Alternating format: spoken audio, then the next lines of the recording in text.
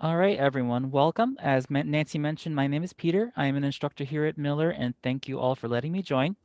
Welcome, everyone, to our Snap Cooking 5 Way series. This material was funded by USDA's Supplemental Nutrition Assistance Program, or SNAP, in cooperation with Maryland's Department of Human Services and University of Maryland Extension. They are an equal opportunity provider. Today, our featured ingredient is milk. Razan Sahuri is in her kitchen, and we want to welcome her into your homes today via Zoom. Razan Sahuri works at the University of Maryland Extension. She is a Howard County, Maryland SNAP Ed nutrition educator. Razan holds a bachelor's degree in nutrition and dietetics and a master's degree in public health. Through her work with the University of Maryland Extension, Razan partners with Howard County Public School System, Head Start Centers, and the Howard County Food Bank to deliver nutrition education to students, parents, and teachers. These collaborations also involve leveraging resources between Maryland SNAP Ed and local community agencies to facilitate greater access to and availability of healthy food options and influence the adoption of policy, systems, and physical environment changes related to a healthier lifestyle. And without further ado, let's move into Razan's kitchen.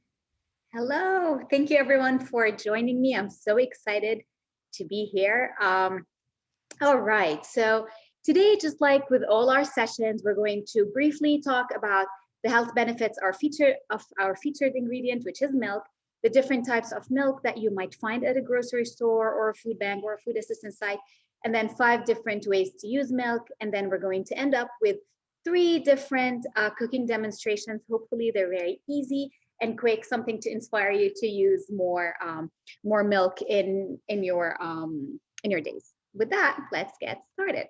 So, when we talk about milk and we talk about health benefits of milk, I understand a lot of times this is such a controversial issue, but when we talk about it, we follow the USDA's guidelines. And as you know, milk is very nutritious. Its nutrition profile is one of the best food options or beverages out there. That's why, children need milk to grow because it's such a nutrient dense item where there's a lot of ingredients that or a lot of nutrients in it that are very useful. So if we want to dig more into details, one of the most important things about milk is the high quality protein that it has. So as you know, protein is very important for it's the building block of the body, and then it's rich with vitamins and minerals like B12, B2, and then the minerals such as calcium and phosphorus. And as you know, both are very important for our bone health. Vitamin D is very important. It's not usually present in milk. That's why most of the milks we buy are fortified with vitamin D. And fortified means that, vitamin D is added to it just to make sure to increase the absorption of calcium. So as I said, its nutrition profile is great. And then I didn't mention the fat aspect of it. That's something we're going to talk about. It's not something worth highlighting. Let's say we're going to talk about it in the next slide. So when we think of milk, there's different types. Let's say you're at the grocery store. Even when we say, let's say, cow's milk, there's different options. There's some you find in the fridge, some you find on the shelf, some dried, some liquid. So there's different varieties, but I wanted to categorize them at least into two. The first is in term of origin. So we have the animal based milks that could be, a cow, sheep, buffalo, and then it can be the plant-based, or it's called a plant-based beverage because a lot of times they say, it's not really quote unquote milk, but it's a milk alternative. And that could be like almond or soy, rice, oats. And then sometimes it's mixed. Let's say it's cashews and rice or something like that, where it's more than one uh, together. But it's worth noting that usually the plant-based drinks are not their protein content is not as it's not as high. So make sure to check the label to make sure that it has protein. And then the other thing is usually they lack calcium and vitamin D. So you need to make sure that it's fortified. So let's say you decide to make oats milk at home. You can make it at home, but know that it lacks the added vitamins or minerals that are needed for your body. So that's just one thing to keep in mind. And then the second thing that I wanted to highlight, and when we talk, and in this situation, it's about cow's milk because it is the most common milk out there, animal milk, it's the fat content. And when we talk about fat, because milk is from a animal product, when we talk about fat, we talk about saturated fat. And as you know, there's a relationship, a correlation between fats, saturated fats, and a lot of diseases, such as cardiovascular diseases. So a lot of times, folks are, the recommendation for them is to reduce the amount of saturated fat in one's diet. And one way to do it is by choosing lower fat content of certain products, such as milk. So if you're buying full fat milk, relatively or on average, it's roughly 3% the amount of saturated fat. And then the more fat you remove, the less fat, it moves from reduced milk fat, which is 2%, and then we go to low fat, which is 1%, and then we go to skimmed or non-fat, which is almost zero, which is a 0.1. So that's just one thing, worth noting. But also, what's worth noting is with fat, usually fat and flavor go hand in hand. So if you're used to, that creamy flavor, the less fat the more fat you remove, the more flavor you will remove. So you would need to get used to the flavor. And if you're using that milk in certain recipes, just to account for, the flavor or the consistency, the creaminess that you're looking for. Any questions so far? Okay. So we're going to move to the 5 different ways, just like we do all the time. We're going to start with breakfast. So one of the things is just to use milk instead of water. So let's say you make your oats in the morning. Instead of making them with water, you just increase you boost your nutritional profile. It's the oats nutritional profile by adding more milk. So that's an example. When you make your pancakes or your waffles, instead of making it with water, you can make it with milk. So it works both ways. So if you want it lighter, you can substitute milk with water. And when we did the poll, when we first started, I noticed that the majority used plant-based milk. So you can also use your plant-based milk instead of, your regular milk to mix your batter. And so the same thing, everything that we talk about today would apply to your plant-based beverage or milk. And then you can add it to your omelets, your frittatas, basically your egg dishes. And today I'm going to show you a very easy, healthy recipe that works for breakfast, for brunch. Leftovers are great. You can put them in a sandwich. So we're going to make that together. And then let's move to lunch. So just because fall is around the corner, I know it's hard to believe right now, but it's coming. I wanted to highlight soups. And I feel that soups are something that's so great where you can cook it, let's say the day before, you can bring it to work, or you can make it as decadent and as full as much as you like, or you can make it as light as you like. But one of the things is you can use milk instead of cream. So last time we were together, we talked about using corn to add creaminess to a dish. And definitely you can do that if you're blending it, but you can also add milk instead of cream. And then the more milk ratio you add, the more creamy it will be versus, let's say, stock. So let's say you want to add stock and milk. The more milk you add, the creamier it will be versus the stock. And today I'm going to show you one of the recipes, and you're going home with 3 different recipes that I hope that you try that are very seasonal, and I feel they work great, especially during the fall. Our third way to use milk is actually through in main courses. So you can put it in your casseroles, you can add it in your pies. Think of where you might add liquid, you can add milk. You can add it either in lieu of cream, or you can use it with or instead of water or stock. Or for example, the baked potato that you see here, and you're going to get recipe, you can actually take the potato out, use the potato with some milk and some vegetables and make that stuffing. So it can work as a binding agent as well. But of course, when you use it in a small amount. And then our fourth way to consume milk is a snack. And I feel that this is interchangeable with breakfast because I chose smoothies, and those smoothies, because milk is high in protein, and if we add fruit, sometimes we might be able to add vegetables to our smoothie. It can be a great morning, choice where it's easy. You can prepare it the day before. All you have to do is just blend it the morning off. You can freeze the ingredients, so it's so easy, and you can have it as a smoothie as a snack. Sorry, or even as a lunch if you enjoy that. If you add it's as again, you can add as many things to it to make it more nutritious. Today I'm going to show you a very simple recipe that is kind of seasonal, but you can it's very interchangeable in terms of what fruit to add.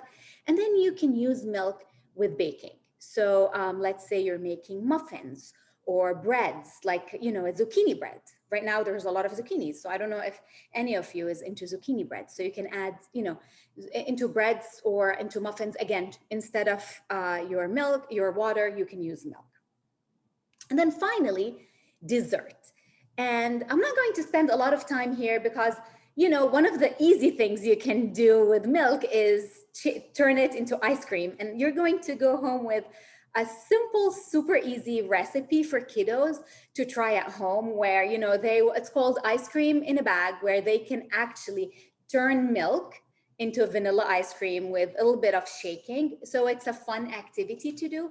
And of course, if you have the proper equipment, or there's a lot of recipes out there where you can actually do ice cream, but this is one that is super easy. You just put it in Ziploc bags and they shake it. It's nice. And you can also you can use milk to make things that are obvious, such as pudding, or where it is the star ingredient. And with that, if there are no questions, I'm going to start the cooking demonstrations. Any questions?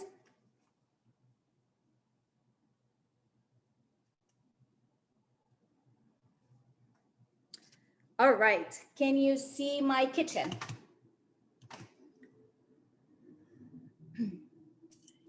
Yes, we can. We're good. We can see your kitchen. Okay, perfect. So for the very first recipe, I'm going to start with the spinach squares. The spinach squares, although it's for breakfast, it also works for a lot of other times. Sorry, I'm just turning on the heat just to heat the pan. So for this recipe, right now, for the demonstration purposes, I'm using half the quantity. So the recipe you're getting is double the amount, but it's super easy. What we're going to do is I'm going to heat let's see, I think this is better right now. I'm going to heat, I just turned, that's a first. I'm sorry. Okay. So I'm going to heat the pan to add the oil. But meanwhile, what we're going to do is the following. So for this recipe, we're going to mix the dry ingredients, and then we're going to saute the veggies. We're going to add them together, add eggs, and then bake it in the oven. So until my pan heats, I'm just going to add 1 tablespoon of oil to my pan so it heats. And then what I'm going to do is I'm going to add 1 cup of flour, which is right now it's half a cup. We're going to add it. We're going to add all the dry ingredients together. So we have half a teaspoon of baking soda, and that's a half a teaspoon, a pinch of salt, or 1/4 of a spoon of salt. So we're going to mix those. And then we're going to add the milk to it. We're going to add, so this is half a cup of milk.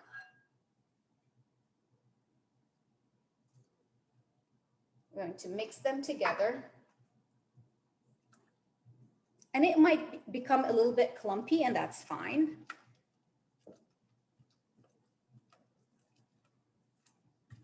And we're just going to set this aside for a minute. What we're going to do, sorry, I just need to get another spatula.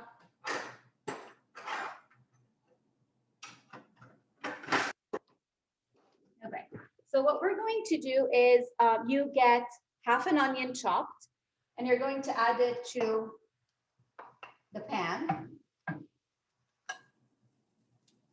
And I'm going to, let's see. All right, I think this is better. And then we're going to add 4 cups of spinach. This is fresh spinach, but if you have frozen, just make sure that you remove all the water. You can also use kale. You can use any vegetable you have. Swiss chard, you can add mushrooms to it, so whatever you have. And the concept behind this is we just want to wilt the spinach, so I'm just gonna add it. So it wilts.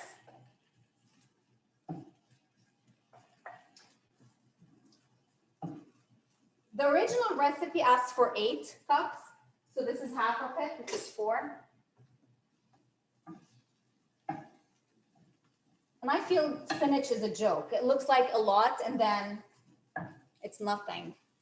And you can add the spices or seasoning that you enjoy. So while this cooks, I'm going to get started on the smoothie, because we need this to start wilting. Or you know what, it's wilting already, so we don't have to, it's fine. So while this is cooking, we'll get back to our dry ingredients that are no longer dry because we added the milk. We're going to add half a cup of low-fat cheddar cheese, grated, or any cheese you have at home. So you don't have to worry, you know, if you just, whatever you have. And we're going to add 1 egg. And the nice thing about this dish is, you know, for 2 eggs, you'll get a big casserole for the entire family. So we're going to mix this.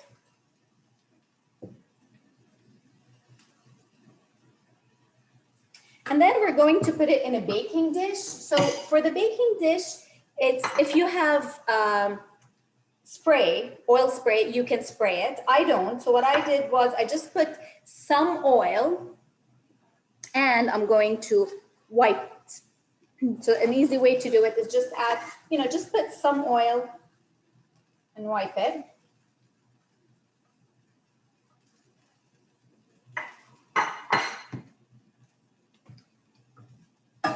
And as you see, the spinach has wilted. So for the recipe, it's better if you wait for it until it cools before you add it, just to slow down the mixing process. But because we don't have time, I'm going to add it right now. So you add that to the mixture. You mix it well. If you enjoy, you know, the smell of garlic and spinach, not garlic, sorry, onions, it smells amazing. I would add garlic to it now that I said garlic. And we're just gonna add it to our dish, baking dish. It's super easy. Kids can help, you know, mix, they can help you pour it.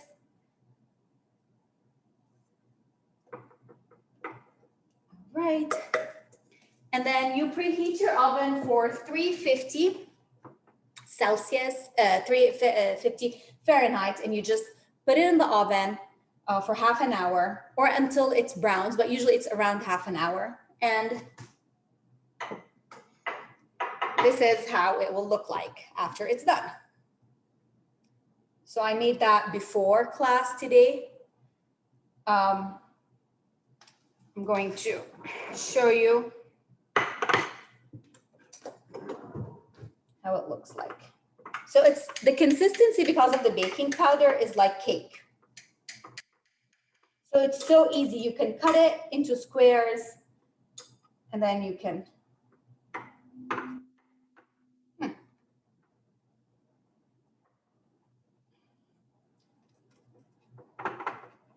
Any questions so far?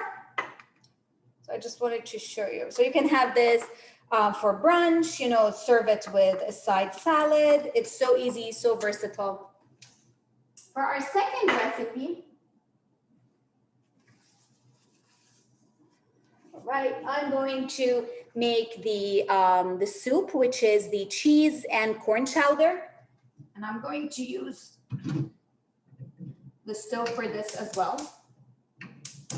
So for this recipe, this time around, what you need 2 potatoes that are sliced and, you know, scrubbed, peeled, and chopped, and then 2 to 3 medium carrots. So you just dump them there with 2 to 3 celeries, half an onion with 1 cup of water, and you just put them on the stove for 10 minutes. So this is what I did.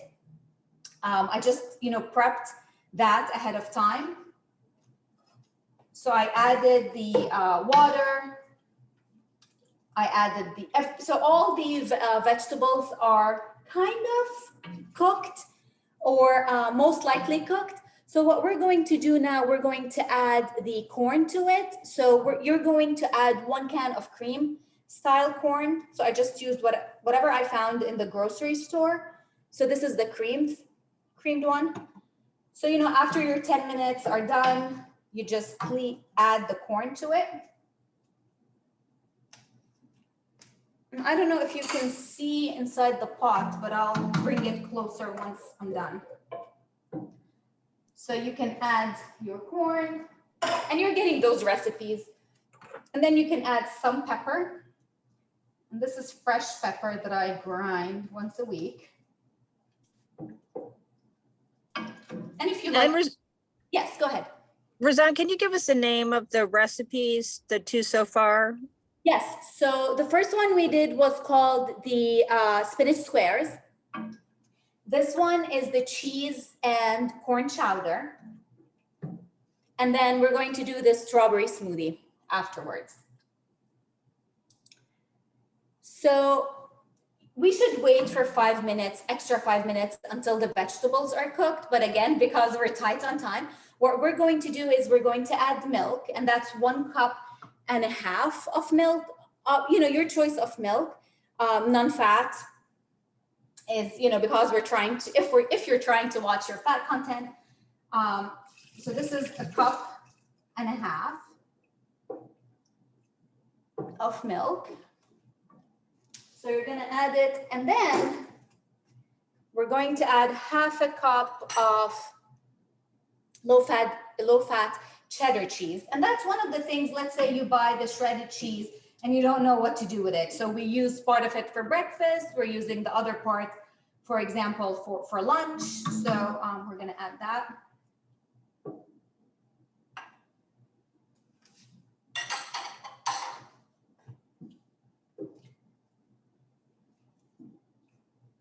And I'm just mixing it until the cheese melts, and I'm going to show you how it looks like. And of course, you can season it to your liking. You can add herbs to it. You can add other veggies if you like. I don't know, what vegetables would you add to it? I'm trying to think.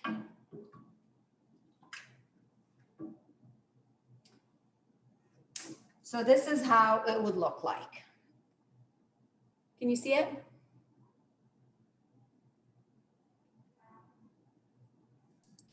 Yep, we can see that. Does anybody have any idea of what other vegetables they would add to it? Please type them in the chat, or you can and let us know. And because the cheese is melting, it's getting thicker. So that's one thing to keep in mind.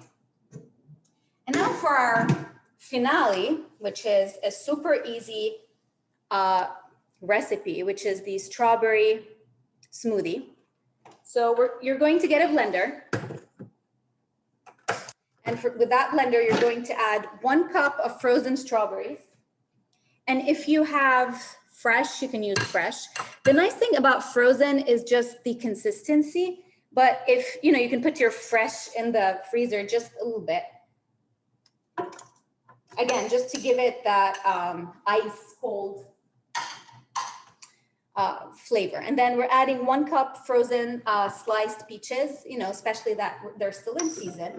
But you can use anything you have. If you have other berries, if you have any other stone fruit, you can add them. So you don't have to worry about that. For that, we're adding 1.5 cups of milk. And you can use your plant-based milk if you know you prefer. And then we're using 1 cup or 8 ounces of fat-free vanilla yogurt. And you can definitely do this with yogurt alone, but the consistency would be different. And that's why we add the milk, just to make it more liquidy than just, so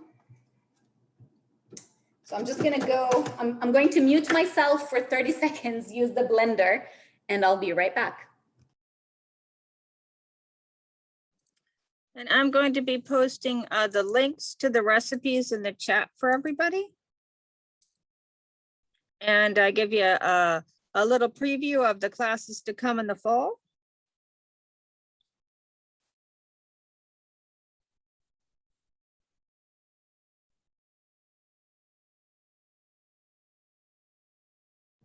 So look at this pretty pink color. I'm going to pour it just to show you. So just because we have the milk, the consistency is more liquid. If it's all yogurt, it's going to be a little bit thicker. So with that, we have, you know, we have our smoothie, we have our soup. And let me pour our soup into a bowl. Any questions meanwhile? We don't have any questions, but we did have some great suggestions to add broccoli, black beans, and green beans to your previous recipe. Yes, I like that. And that would increase the protein content, which is great. So that's our soup.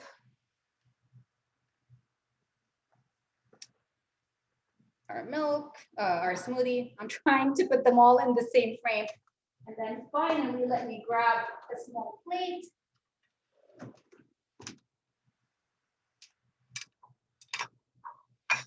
The squares. And the squares are more like a frittata, by the way.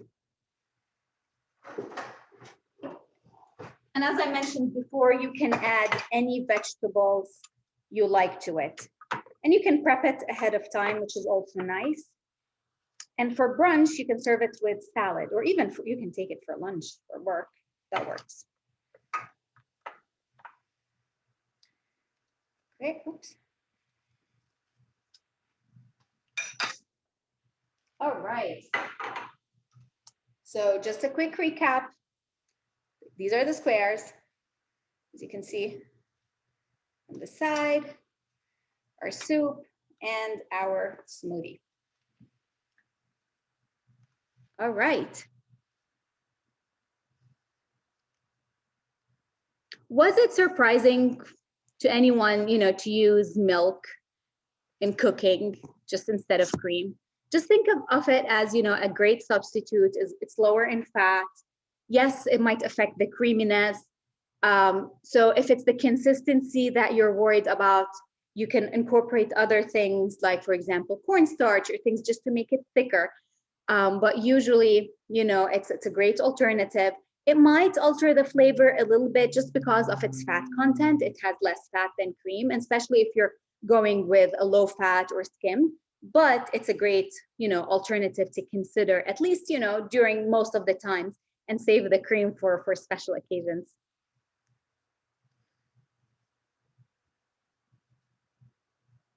And I just saw broccoli and asparagus, and yes, I feel like, you know, broccoli would be great in the soup and in the squares. And asparagus, I feel the same way. It works both with the soup and with the squares. I would assume that they would taste better. But yes, absolutely. And when you said asparagus, peas crossed my mind as well, since they're green and fresh. You can add different kinds of cheese, whatever cheese you have home. It doesn't have to be cheddar, or so let's say you have mozzarella, you can do that. You have Mexican or the four cheeses, whatever cheese you have, you can add it to both the soup and the squares. All right. Any other questions?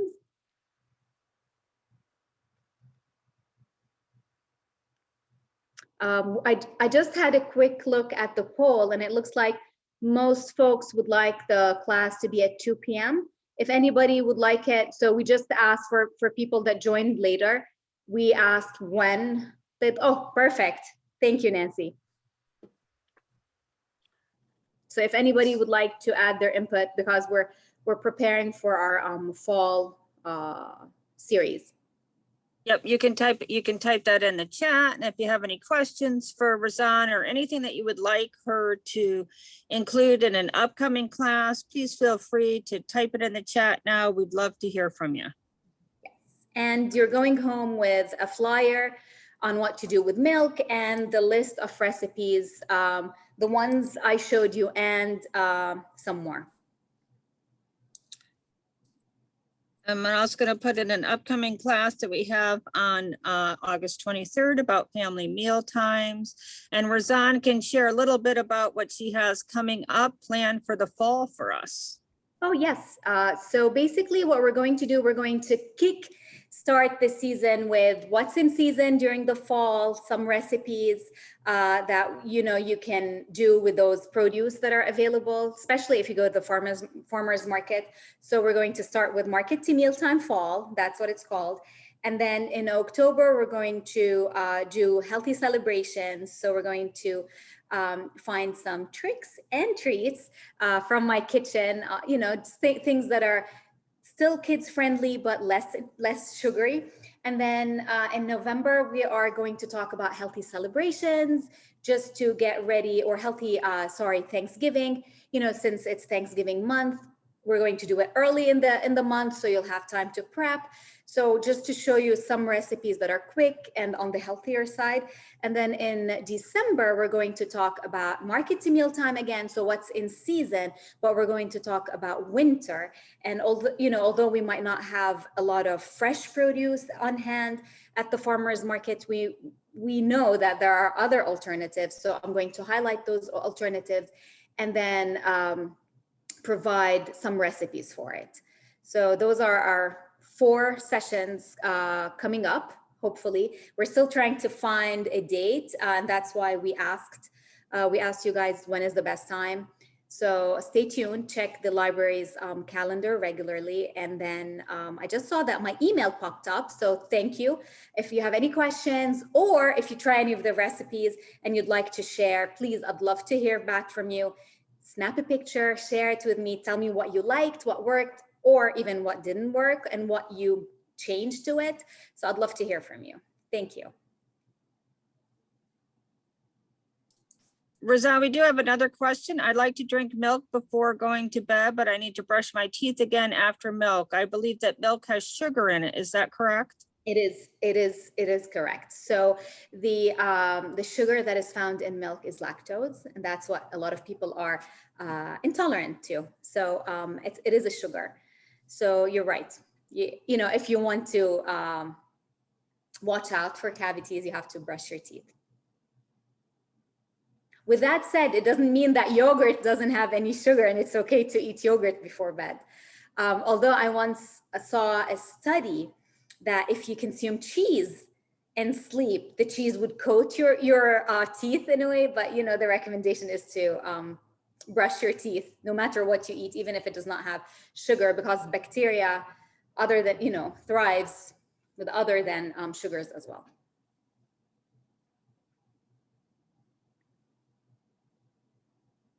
Any other questions?